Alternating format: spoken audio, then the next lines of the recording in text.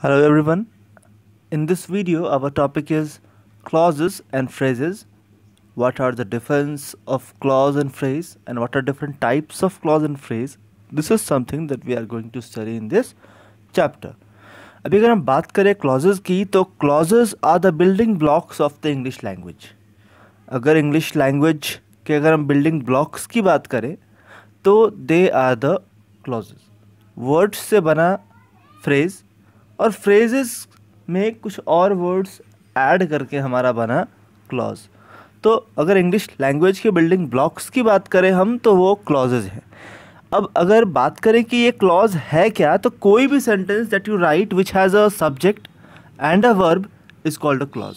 अगर कोई भी सेंटेंस हो उसमें अगर एक सब्जेक्ट हो डूअर ऑफ द एक्शन और अगर एक वर्ब हो एक्शन वर्ड तो उसे हम क्लॉज कहते हैं. सो whereas a phrase is a group of words which make sense but not complete sense. A clause makes complete sense. अब बात आती है कि clause और phrase आखिर दोनों ही group of words हैं. दोनों में difference क्या है कि clause has a complete meaning, clause has a subject and a verb of its own, whereas phrase lacks both these things. Phrase is just a group of words, whereas clause has a subject and a verb of its own. And a verb is called a clause, whereas a phrase is a group of words which make sense but not complete sense. A clause make complete sense. अगर कोई आपसे पूछे कि clause क्या complete sense देता है, your answer will be yes. कोई अगर आपसे पूछे कि क्या phrase एक complete sense देता है, तो नहीं, फ्रेज एक कंप्लीट सेंटेंस नहीं देता. जैसे अगर एग्जाम्पल के तौर पे बात करें तो a clear blue sky is a phrase and a clear blue sky welcomed me in Leh is a clause, क्योंकि इसमें हमारा एक वर्ब भी है एक सब्जेक्ट भी है.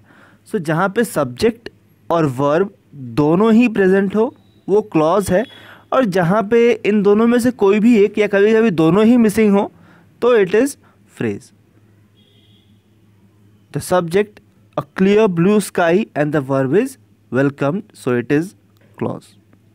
इसके बाद अगर हम बात करें clause के kinds, clauses के type के बारे में, तो दो clause होते हैं. पहला principal clause या main clause और दूसरा subordinate clause. इसके बारे में हम पहले भी बात कर चुके हैं. एक main clause वो clause होता है जिसका अपना subject अपना ऑब्जेक्ट हो and they make sense on their own. A main clause क्या है? तो मेन क्लॉज एक ऐसा क्लॉज है जिसका कि अपना सब्जेक्ट होगा, अपना ऑब्जेक्ट होगा और इसको किसी और पे डिपेंड होने की ज़रूरत नहीं है अपने मीनिंग के लिए. They make sense on their own. Like I like ice cream. I like ice cream is a simple sentence and made up of a main clause. इसके पहले हम लोग सिंपल, कॉम्प्लेक्स और कंपाउंड सेंटेंसेस के बारे में पढ़ चुके हैं. I will give you the link about that type of sentences. लेकिन यहाँ बात हो रही है आई लाइक आइसक्रीम. ये एक सिंपल सेंटेंस है और ये एक ही क्लॉज से मिलकर बना है. That's why it's a main clause. अब अगर दूसरा बात करें आई like ice cream and I like chocolate, यहाँ पे दो क्लॉज हैं, आई like ice cream and I like chocolate, और दोनों ही इंडिपेंडेंट हैं. दोनों को ही एक दूसरे की ज़रूरत नहीं है अपने मीनिंग को कंप्लीट करने के लिए. Like I like ice cream is complete in itself, I like chocolate is complete in itself. So it's a compound sentence made up of two main clauses. अब जो दो मेन क्लॉजेज हैं वो यहाँ पर एक कंजंक्शन एंड से जुड़े हैं, जो कि आपको पता होगा कोऑर्डिनेटिंग कंजंक्शंस के थ्रू ये जुड़े होते हैं. इसके बाद अगर हम बात करें सबऑर्डिनेट क्लॉज की, तो इसे हम सबऑर्डिनेट क्लॉज कहते हैं या फिर इसे हम डिपेंडेंट क्लॉज भी कहते हैं, जो कि दूसरे क्लॉज पे डिपेंड करता है अपने मीनिंग को कंप्लीट करने के लिए. इसकी मीनिंग कंप्लीट तो होती है लेकिन ओवरऑल कंप्लीशन अपने मीनिंग को करने के लिए इसे एक दूसरे क्लॉज की ज़रूरत होती है, एक मेन क्लॉज की ज़रूरत होती है. जैसा कि यहाँ पे लिखा भी जा रहा है कि a subordinate clause contains a subject. इसमें एक सब्जेक्ट होता है, एक वर्ब होता है, but it depends on the main clause for making sense as it does not make complete sense on its own.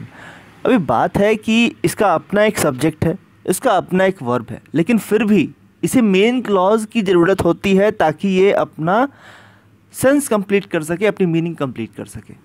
अगर हम इस सेंटेंस को देखें, I will go to the market if you come with me, I will go to the market if you come with me, यहाँ अगर हम देखें तो I will go to the market, this is one clause which do not require और which does not require another main clause to complete its meaning, it's complete in its own.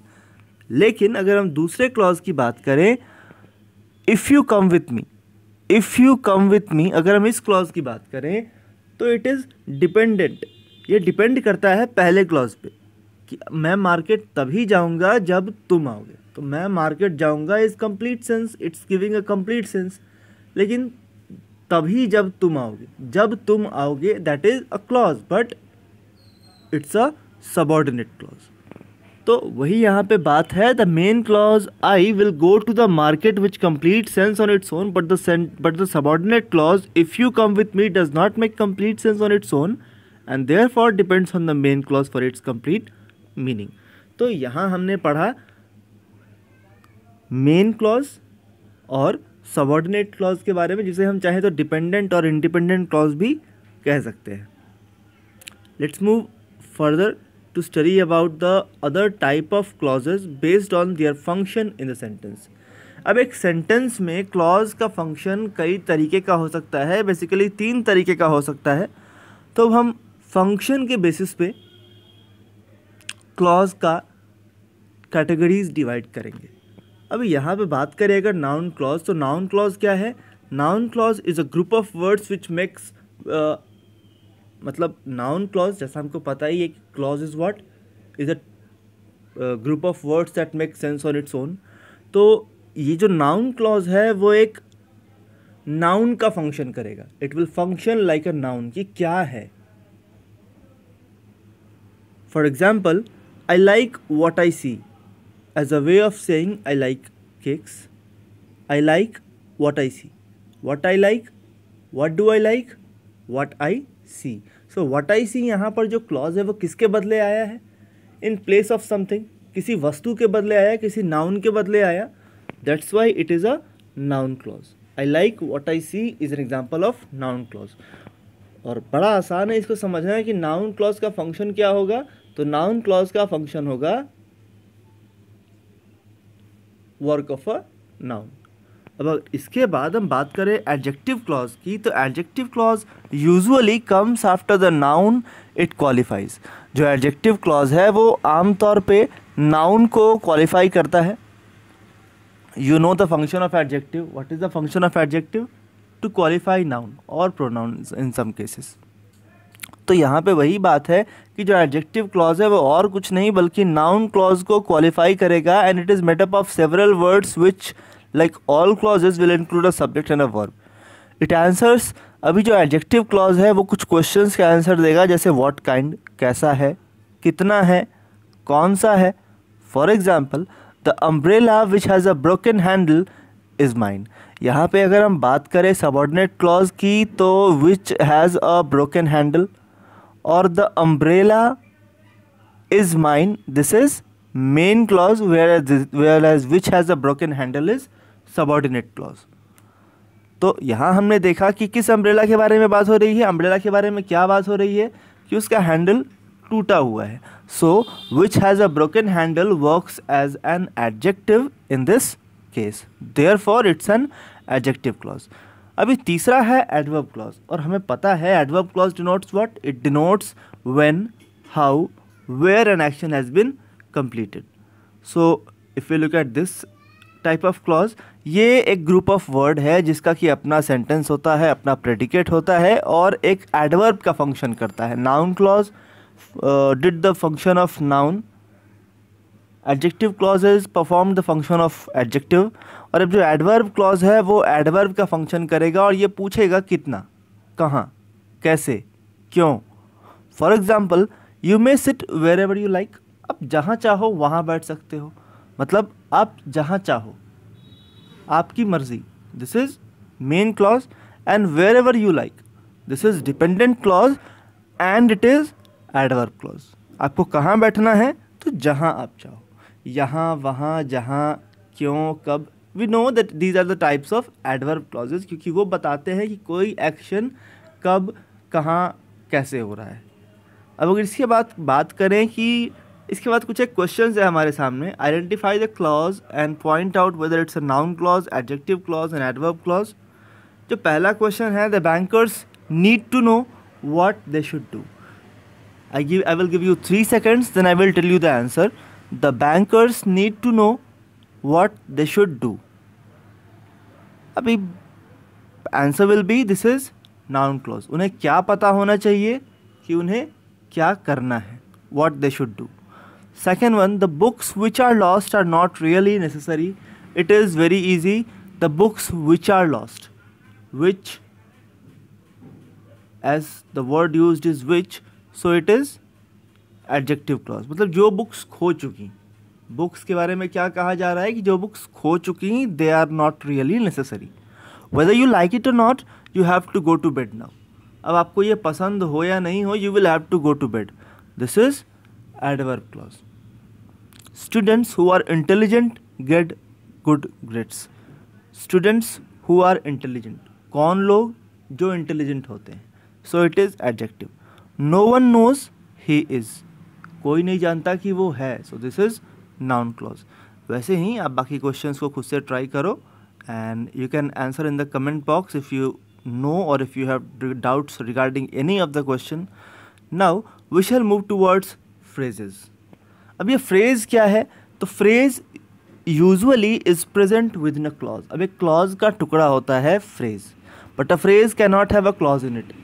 बात हो रही है कि एक क्लॉज में कई phrases हो सकते हैं, लेकिन एक फ्रेज में कभी भी क्लॉज नहीं हो सकता। और जो बेसिक डिफरेंस है क्लॉज और फ्रेज में कि clause must have a finite verb and a phrase must not. हमने पहले पढ़ा था कि क्लॉज में जहाँ पर सब्जेक्ट और वर्ब होते हैं, फ्रेज में ये नहीं होता।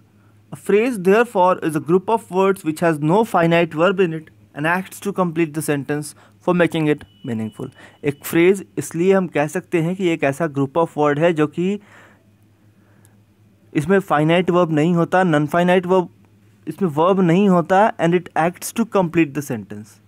और ये सेंटेंस के मीनिंग को कुछ extra meaning to make more, to add more meaning to the sentence, a phrase is used.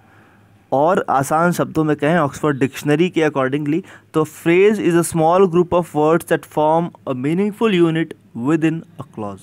A phrase is a small group of words that form a meaningful unit within a clause. अब इसके बाद अगर हम बात करें types of phrases की, तो phrases कई टाइप्स के होते हैं, बेसिकली 6 टाइप्स के होते हैं। The phrases are generally of 6 types. अभी ये नाम से ही क्लियर होगा, noun phrase, it will do what? It will do the function of a noun. Adjective phrase will do the function of an adjective. Adverbial phrase will do the function of adverbs. Prepositional phrases will do the function of prepositions. Conjunctional phrases, on the other hand, will do or will perform the function of conjunctions. And interjectional phrases will perform the function of interjection. अगर अब इसके बारे में हम एक एक करके बात करें, तो जो नाउन फ्रेज है वो क्या है कि is usually assembled centering a single noun and works as a subject. ये सब्जेक्ट की तरह काम करता है, ऑब्जेक्ट की तरह काम करता है, या फिर a complement in the sentence, additional meaning देने के लिए। For example we can say I like to swing the bat when I am at the crease. I like to swing the bat when I am at the crease. यहाँ पे क्या है? at the crease. At the crease is what? Here we have 2 phrases. एक हो गया swing the bat, दूसरा हो गया at the crease.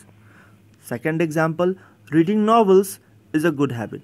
अभी यहाँ पे reading novels जो हमारा आया, what is that? That is a phrase.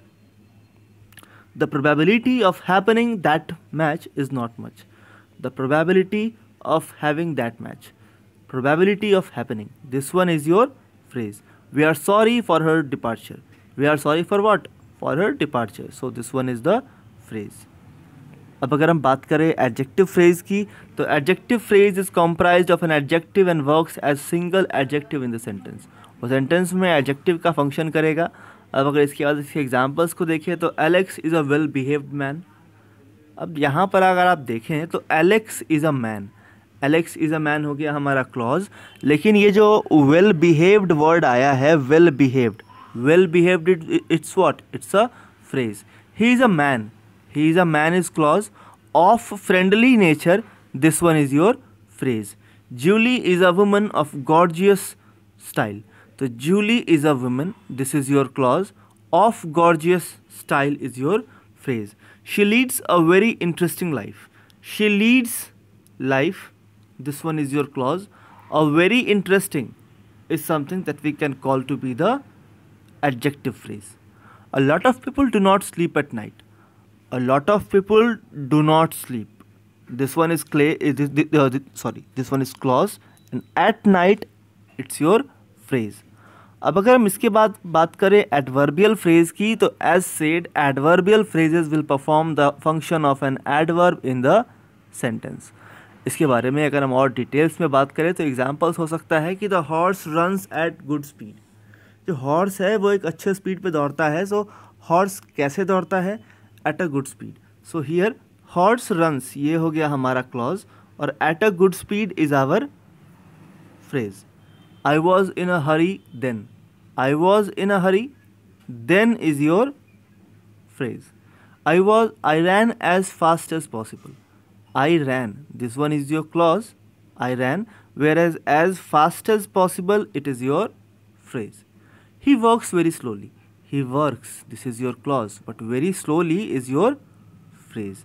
तो यहाँ हमने देखा एडवर्ब फ्रेजेस के बारे में। अब देखते हैं हमारे नेक्स्ट फ्रेज जो कि है प्रीपोजिशनल फ्रेज। अब प्रीपोजिशंस का फंक्शन आपको पता होना चाहिए, that prepositions do what, prepositions are the words that relate noun और pronoun to other part of sentences और other part of speech in a sentence. तो always begins with a preposition, सबसे पहले इसकी पहचान क्या है कि एक प्रीपोजिशन से स्टार्ट होगा।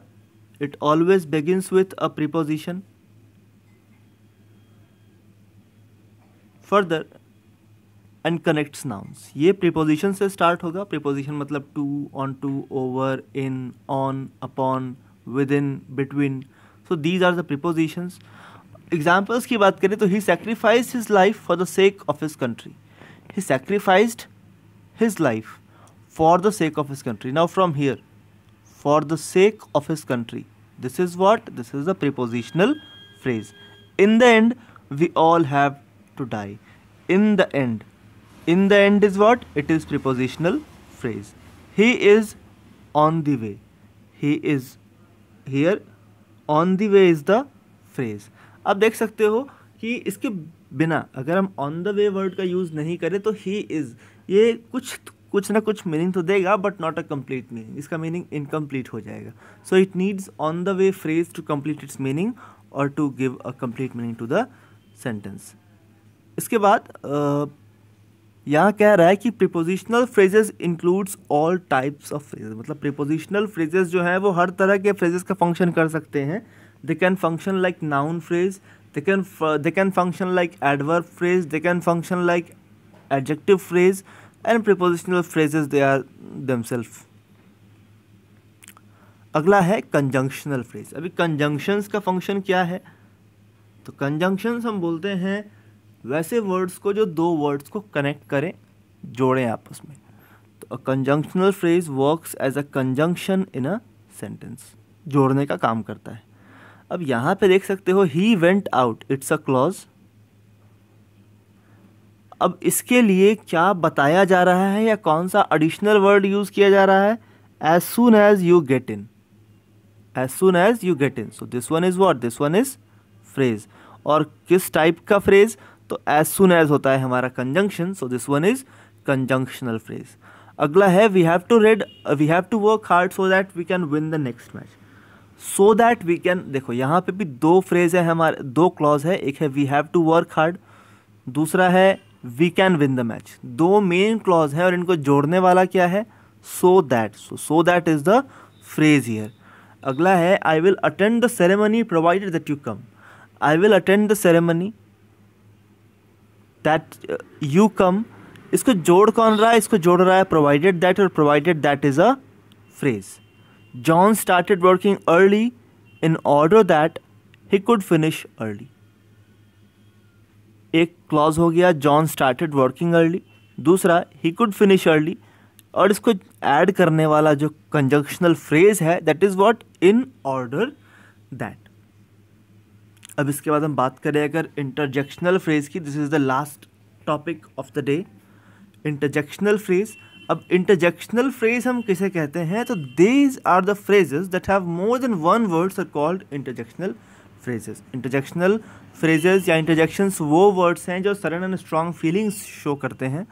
तो ये इंटरजेक्शनल फ्रेजेस भी सडन एंड स्ट्रॉन्ग फीलिंग्स ही शो करेंगे। For example, what a pity he is dead. अब यहाँ अगर हम बात करें कि क्लॉज क्या है, तो he is dead is a clause and what a pity is your interjectional phrase. दूसरा, what a pleasure, I won the first prize. I won the first prize is your clause, और what a pleasure is your what? Interjectional phrase. इसके बाद अगर हम बात करें, don't say that again, दोबारा मत कहना, that is clause, main clause, और oh please, this is your phrase. तो आज की वीडियो में हमने काफ़ी डिटेल में जाना क्लॉज के दो टाइप्स, मेन क्लॉज और सबऑर्डिनेट क्लॉज। फिर हमने ये भी जाना कि क्लॉज के फंक्शन के अकॉर्डिंगली तीन और टाइप्स हैं। कौन कौन? Noun clause, adjective clause and adverb clause. Noun के ये टोटल कुछ टाइप्स हैं। इसके बाद हमने जाना फ्रेजेस के बारे में। अब अगर पूछा जाए कि फ्रेजेस के कितने टाइप्स आपने पढ़े, तो फ्रेजेस के आपने टोटल 6 टाइप्स पढ़े हैं। 6 टाइप्स कौन कौन से थे? पहला नाउन फ्रेज, दूसरा एडजेक्टिव फ्रेज, तीसरा एडवर्ब फ्रेज, चौथा प्रीपोजिशनल फ्रेज, पांचवा कंजंक्शनल फ्रेज, और last but not the least it was interjectional phrase. So I hope all your doubts are cleared. You have nothing do not have a lot of things to ask now because you got most of the topics cleared. For any doubts and confusion, you can put your message in the comment box. I will try to clear your doubts then and there only. इसके अलावा अगर आप मुझे किसी और तरीके से connect करना चाहते हैं तो you can use my WhatsApp number. I can help you with that. That is all for today's video. I hope you all are having a good day and you will be having that. Goodbye.